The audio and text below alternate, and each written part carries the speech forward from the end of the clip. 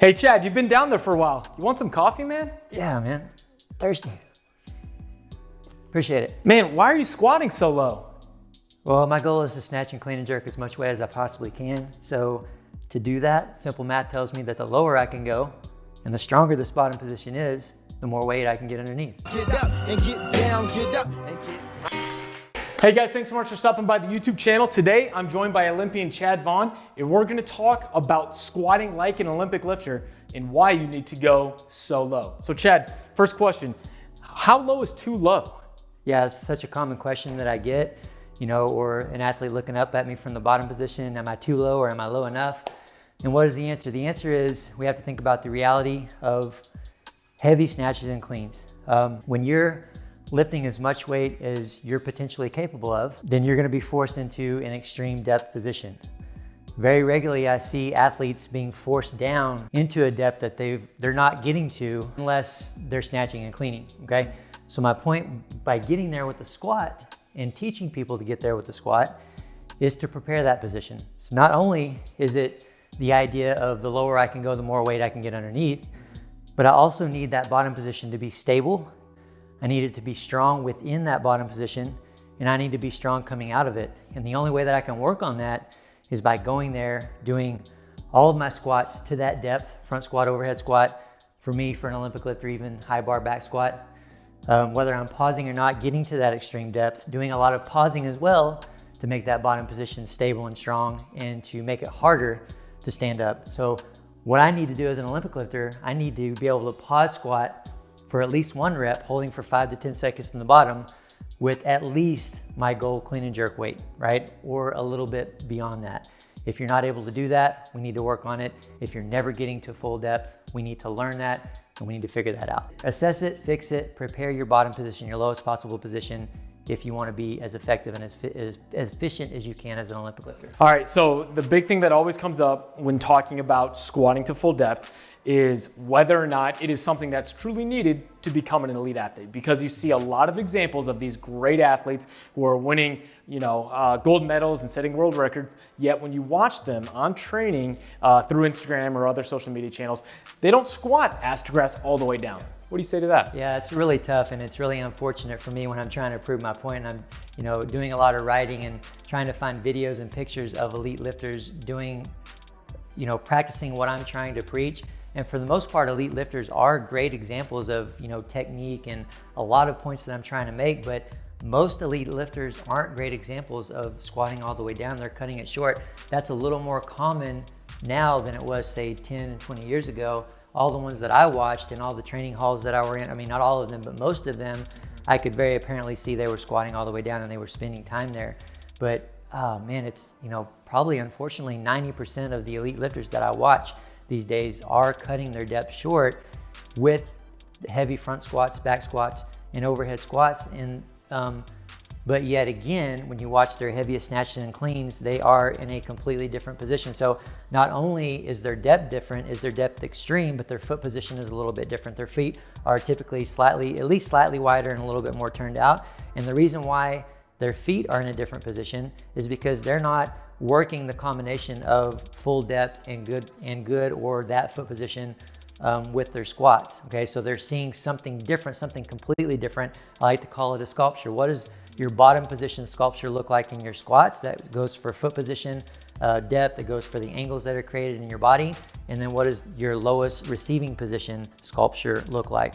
If they are different to much extent at all, then I know that you haven't spent a sufficient amount of time in your bottom position. And for those athletes, those elite athletes that are snatching and cleaning all this weight, their receiving position usually doesn't look great, but they're strong enough and they're talented enough to get away with it.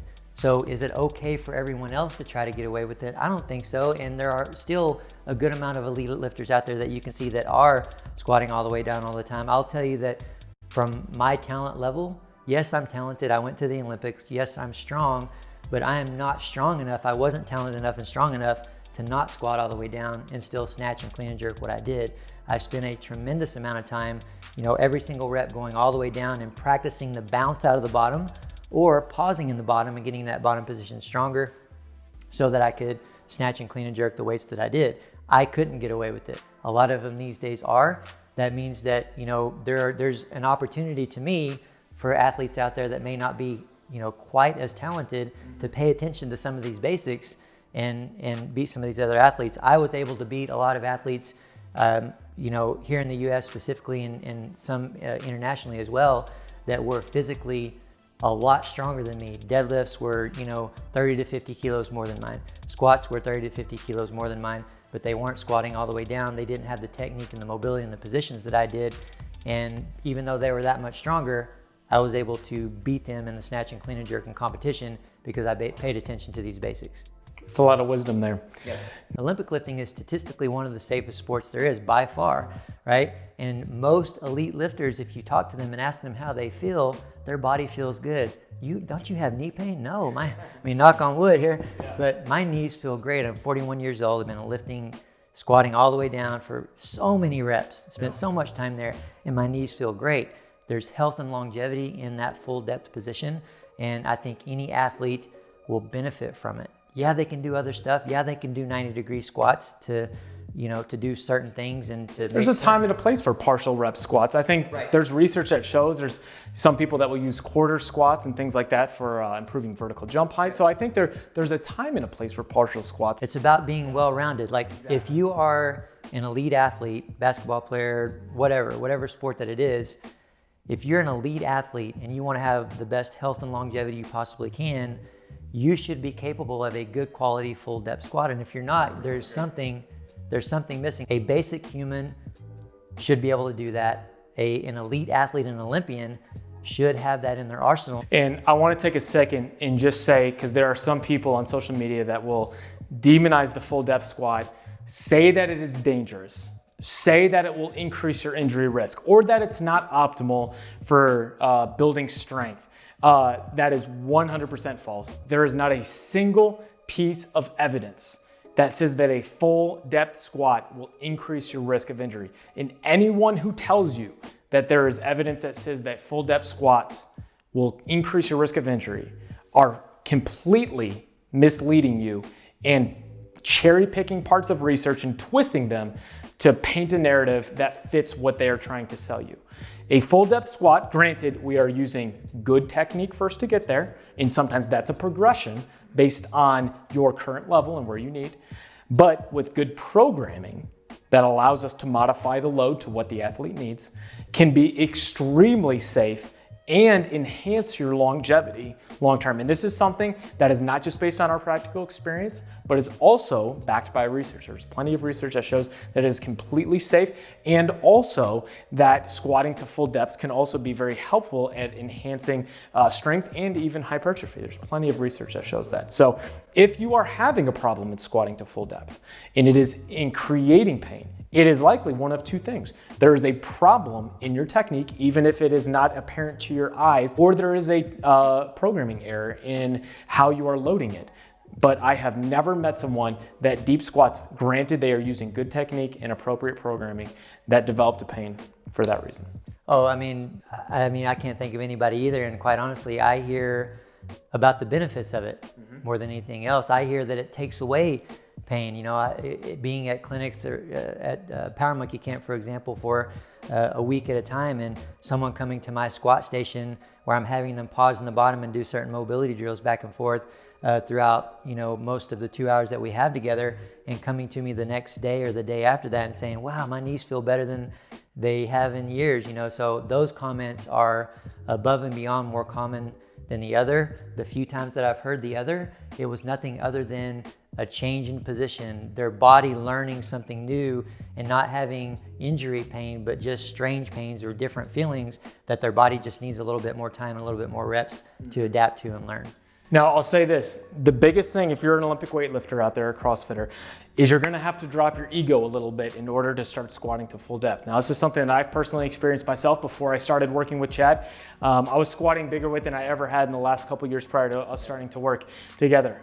But Were my depth of my squats 100% ass to grass? No, they weren't. They were definitely hip crease below parallel, but they were not ass to grass. And really, I had to take a good amount of weight off the bar. But since doing that and really focusing on solidifying my bottom position, my squats have never felt better. Yep. I've not had knee, hip, anything has tweaked at all. Yep. Whereas usually, you know, just being a lifter and lifting heavy on a weekly basis, every month or two, there'd be something small that tweaks. Yep. I haven't had anything in my lower body in close to a year now from changing the squat. And then once you get that and solidify that squat position, then it's just building up from there. But we have to take our ego out of it a little bit. And I think it so much solidifies my squat, and then my clean and snatch have never felt better either. No doubt. And in the end, it's a human position. Yeah. Humans were meant to be able to do that. And it's natural, and you are able to load it. You can load it, you can get it strong. And we have so much information out there to take you from the beginning to the end of that. You know, don't think that you're on your own. We're not just saying squat all the way down, now figure it out. You know, we can direct you through to blogs to help you assess and address your mobility issues, how to create your individualized warm-up sequence. All these guys are gonna be linked below this video right now. And then just tips to follow to continually make the changes that need to be made and maintain that position, hone that position, and strengthen that position as you go. Yep, there you go. So guys, I know this is a little bit longer video, but I hope it was able to give you a brand new outlook on squats and how it connects to your clean and your snatch, and just being a human in general and actually using your body as it was designed. If you have any questions for Chad and I, let us know in the comment section below. Number one, go follow Chad on YouTube. He's got a ton of great content. Number two, subscribe to the Squat University YouTube channel, as we've got a ton of great content coming to you every single week. And be on the lookout for more content from Chad and I, as we got a lot of great stuff coming up. Till next time, guys, happy squatting. They say that energy flows where attention goes, so I pay no mind. Why waste my time with all these negative cats scratching? So caught up in their egos, these people have lost.